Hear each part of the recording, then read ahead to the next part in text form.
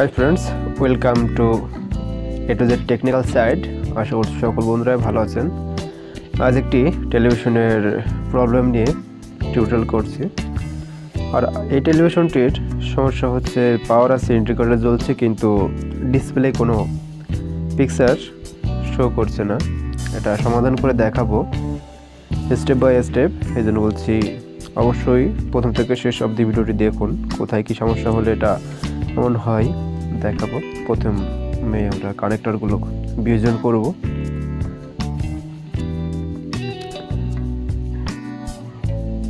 এটা একটি CRT television.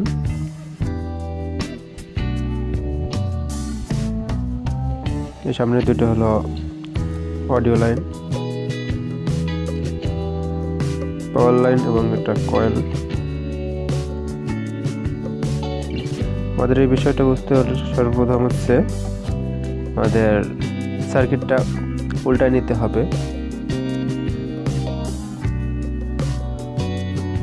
আর এখানে যেহেতু আমি এটা পাওয়ার দিয়েছিলাম, এখানে ভোল্টেজ আছে, শক করার খুব সম্ভাবনা আছে। এজন্য আমি যে রেগুলেটর ক্যাপাসিটর আছে সেটা শর্ট করে নেব, যাতে ভোল্টেজটা রিলিজ হয়ে যায়।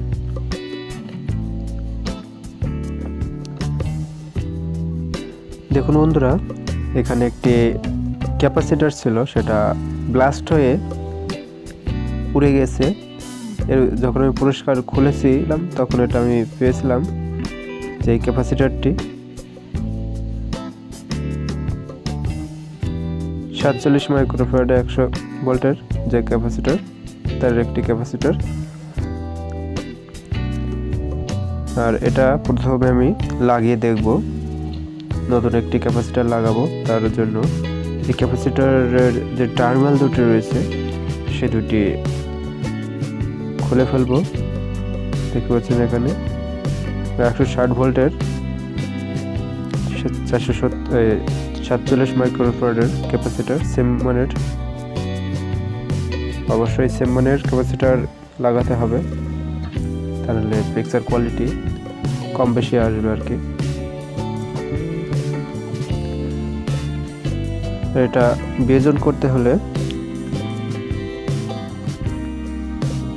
অবশ্যই সাকার ব্যবহার করবেন, কারণ সাকার ব্যবহার না করলে সমস্যা হয় যে টার্মিনাল থেকে আপনি রাং পরিষ্কার করবেন সেটা দেখতে খুব খারাপ হয়ে যাবে এবং সেটা বাজে হয়ে যাবে।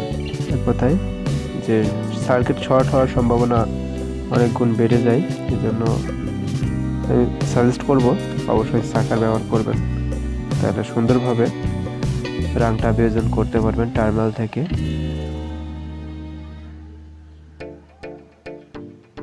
এখন সেই লেগ দুইটি উঠায় নিতে হবে। এই সেই লেগটা ক্যাপাসিটরের 160। এখন নতুন ক্যাপাসিটরটি এর ভিতর ঢুকিয়ে নেব। এর ক্যাপাসিটর দুইটি পোলারিটি আছে। এই সাদা দাগ কাটা অংশ হচ্ছে নেগেটিভ আর অপোজিটটা হলো পজিটিভ। এটা ভিতরে প্রবেশ করে দিতে হবে।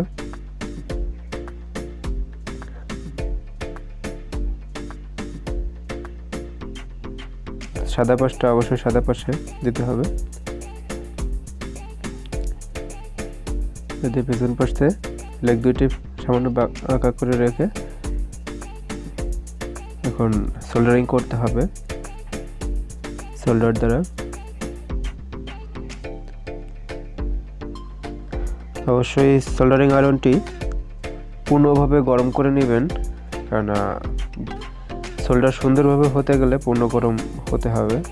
যদি কম হিট থাকে তাহলে কিন্তু সোল্ডারিং ভালো হবে না, দানা দানা থেকে যায়।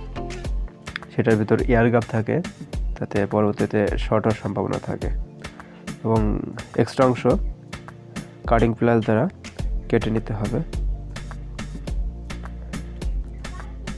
এবং বাকি সব জায়গায় একটু লক্ষ্য করে দেখবেন যে কোথাও কোনো ফল্ট আছে কিনা, এর জন্য সমস্যা হচ্ছে কিনা।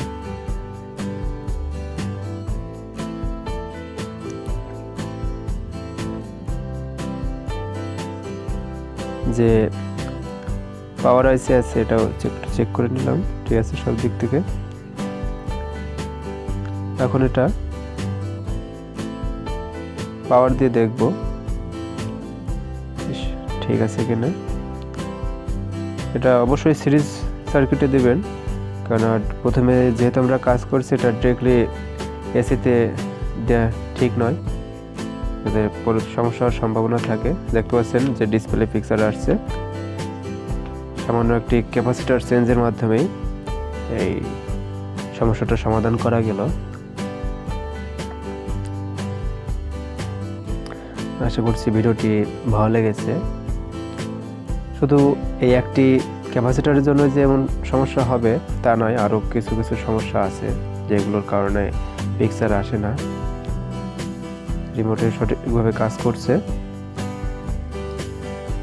দেখতে পাচ্ছেন। এখন ডিশ দিলে